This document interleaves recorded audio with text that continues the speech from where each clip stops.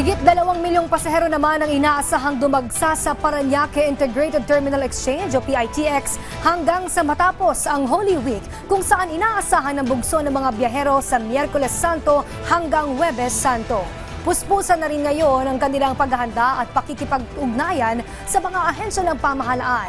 May mga special permits na rin nakahanda para sa mga bus, pero posible pa rin nila na dumami pa ito ngayong linggo. Samantala, inaasahan ng pamunuan ng PITX na darami rin ang pasahero sa Miyerkules, April 9 o sa araw ng Kagitingan. Bukod kasi sa holiday, inaasahan na marami ang maagang babiyahe para makaiwas sa bugso ng mga biyahero.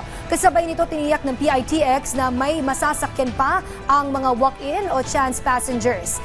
Mahigpit naman ang babala ng pamunuan sa mga bawal na dalhin sa loob ng terminal.